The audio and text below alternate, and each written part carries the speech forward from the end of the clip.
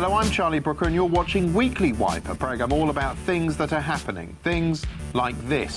The Tory party has been split over gay marriage. Conservative elders say it flies in the face of the traditional Tory position that marriage should be between a philanderer and a doormat. Incredible facial reconstruction technique reveals Richard III resembled amateur waxwork of Lawrence Llewellyn-Bowen. In distressing scenes, the news captured a knife-wielding man being tasered outside Buckingham Palace. The only man more shocked than him was eyewitness Ian Hislop. And then one couple went behind him and tased him. He fell on the ground within a couple of seconds and he got taken away in the police van. And Edward D. Eagle Edwards wins Gaudy Celebrity Dunking Festival Splashed. He fought off tough competition from Linda Barker's revealing plunge and Jake Benidorm's amazing twitching tits. Eagle's victory proves once and for all that even our fittest celebrities are no match for our shittest Olympian. That's precisely the sort of thing that's been going on, but we start here. For many years, numbers were our friends, appearing on the shirts of national heroes, making us laugh on calculators, and starring in cheerful and hypnotic animations aimed at babies. 1, 2, 3, 4, 5, 6, 7, 8, 9, 10. But it turns out this was a front, and now we know the ugly truth. Numbers may look jolly, but in reality, they're bastards. Recently, the Office of National Statistics proved they are by releasing a set of grim economic numbers. Gross domestic product fell by 0.3% in the fourth quarter of 2012. So grim, they effectively silenced every journalist in the room.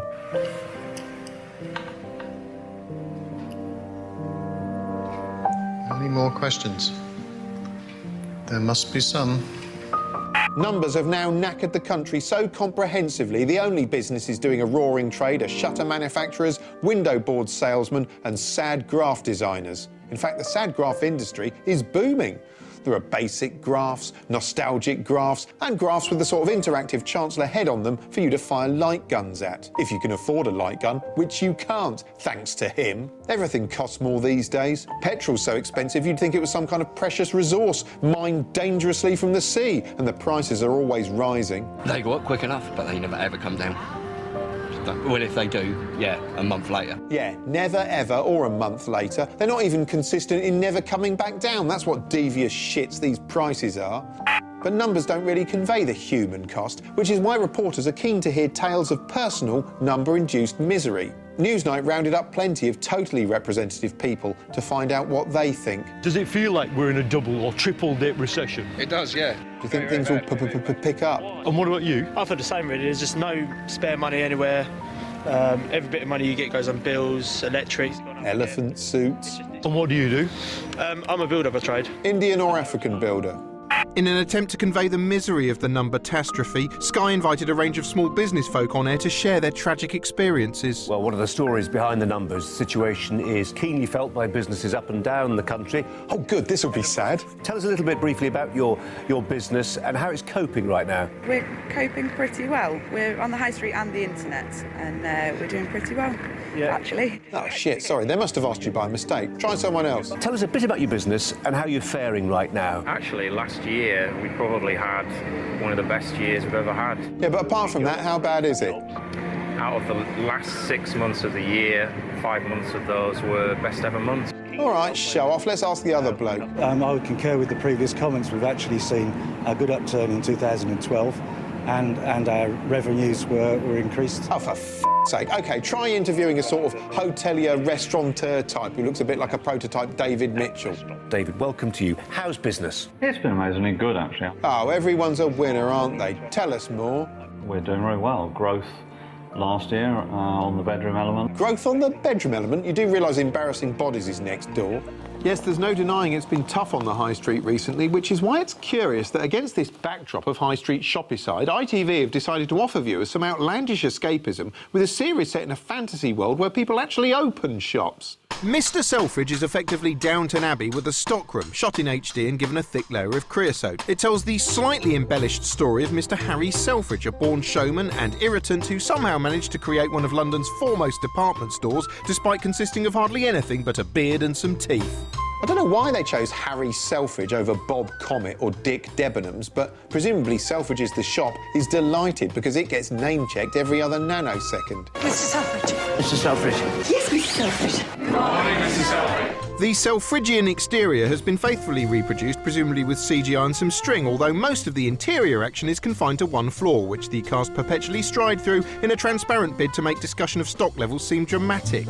Still, we might only ever see one floor, but Selfridges does clearly have a massive cheese department in the form of Jeremy Piven. His Mr. Selfridge is no mere Barrow boy, more of a Barrow man, specifically John Barrow man. We need to put on a show. He performs the role with all the subtlety of a pantomime dame desperately trying to attract attention from the window of a burning building. Equally unsubtle is some of the dialogue, such as this exchange between Mr. Selfridge and a good-as-gold plebby shop girl he's taken under his wing. You love it, don't you? The customers, the selling, the feeling of merchandise underneath your hands. I love it more than anything. It's hard to tell the other shop girls apart, partly because they're always either whispering or tittering in the corner like church mice in a Disney cartoon, and partly because they're styled like they've gone to a fancy dress wake as a cottage loaf. Everywhere you look, it's Princess Anne in mourning. Seriously, sometimes there are so many Princess Annes on screen at once, even they can't tell if they're looking in a mirror. But the main problem is that because it's based on a real shop opened by a real man, there's not much real jeopardy. So the opening episode was a nail-biting tale of will he or won't he open the shop, when you know he did. Then we had will he or won't he open a perfume counter, which you also know he did. And recently we had is he or isn't he dead, when you know he won't be. It's a bit like a whodunit called Colin is Guilty. Still, while Mr. Selfridge ingests scenery on ITV, the BBC is shoving viewers' faces headfirst into the grisly world of Ripper Street, a sort of CSI Whitechapel with nods to Sherlock and Deadwood, set in Victorian London, a time when men were men, except when they looked a bit like owls. It stars Matthew McFadden as a sad-eyed proto-copper struggling with personal grief and a silly hat. Jerome off Robson and Jerome, looking a bit like a ship's figurehead that's been smashed repeatedly into a dock. And an American as a sort of pathologist cum corpse connoisseur who examines the bodies in the manner of an expert on Antiques Roadshow. You see this moon-like impression in the clavicle. Her fingers, worn and puckered by strings, and her hair. There are heavy deposits in it. Soot. And without that soot damage, she would have been worth as much as £3,000. Seriously, loads of people die in this. It's like Victorians had the life expectancy of a Cocoa Pop. And since it comes off the back of Call the Midwife, it's as if BBC One has decided Sunday night is women screaming helplessly night. Oh, Call the Midwife was brilliant. It was this drama thing about these sort of schoolgirls who worked for these mad nuns about 100 years ago. And their job was to go into poor people's houses and do these exorcisms on pregnant women. It's exciting because you see them pulling babies out of women and meeting all these really horrible men. Said it to her, and I'll say it to you. You clear out of my home, or I'll burn her, and I'll burn her again. That's enough! Those bits are sad, but then they meet all these really nice babies, which is happy. The babies are really good actors. God knows how they read the script. They must have had to stick it on a mobile for them or something, and then wait ages for it to spin round for the right bit for the baby to learn what to do, like, oh, I've got to lift my arm up at that point, you know, and all that.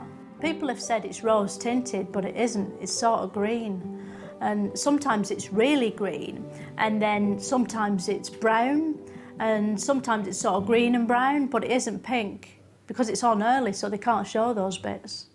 Good old-fashioned British televised healthcare there, but what's American televised healthcare like? Let's ask an American, namely drunk comic Doug Stanhope.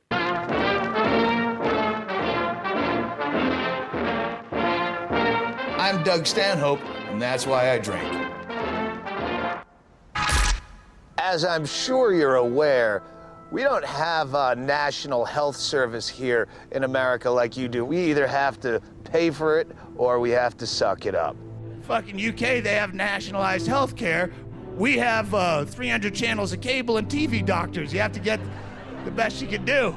Yeah, we're chock full of TV doctors, doling out all the free advice you're willing to swallow. Have you heard of Dr. Phil? He's an Oprah Winfrey protege. The other day, we saw he had a 800-pound guy that had made a YouTube video of himself. I'm just trying to get some help. Nutritionist, personal trainer, Dr. Phil. Please help me, Dr. Phil, because I can't get out of my bed.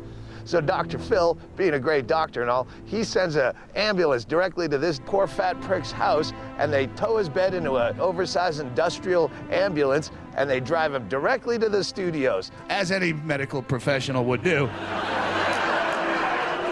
Do you really believe that you can have a normal life and a normal body and a normal health? Yeah. When they run out of obvious advice, like plug up your top hole, fatty, you're eating too much, then they have to move into junk science. Now we just start inventing diseases. What, you're a hoarder? Oh, wait, that's not a habit, that is obsessive compulsive disorder. And we have an expert here that can help you with it if you allow them to exploit you on TV for an hour. I watch Hoarders and I see shit I need.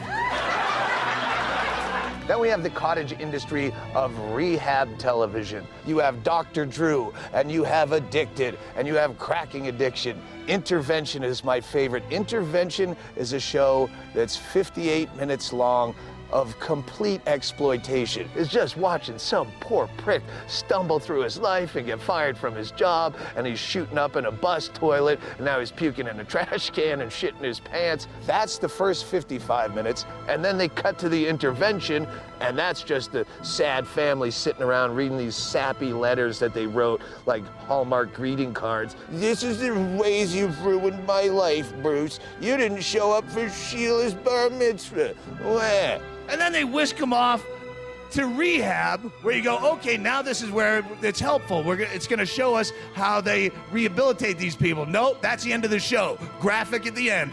Bruce hasn't drank since July 21st, 2009. Well, what'd you do in the rehab? If you're trying to help people, you might want to tell us what the fucking cure is.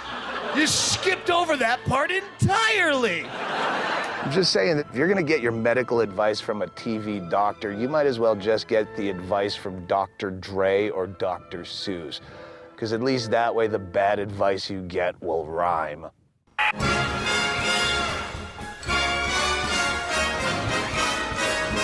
Transport, and as the news excitedly showed, Prince Charles celebrates 150 years of cramped subterranean hell by using the London Underground. As far as Charles is concerned, an Oyster card is a credit card someone else uses to buy you oysters, so little wonder he approached it all like a virgin. Here's how you do it. Push your thingy up against the little round nubbin and the flaps open, there you go, and ease yourself in all the way. Good-o. Not that it was his first time. As ITN nostalgically explained, the last time Charles used the Underground was during a pleb spotting trip in 1979, whereas the last time Camilla braved the tube was their wedding night. They didn't go all the way. In fact, Charles only lasted 2 minutes before popping off. Well, it's understandable, really. Poor bloke hasn't been inside a tunnel for 34 years. Technology, and the humble BlackBerry's had it hard of late, with tough competition and tech problems denting its popularity to the point where, as Sky News forensically pointed out, its own users tried to kill it with hammers.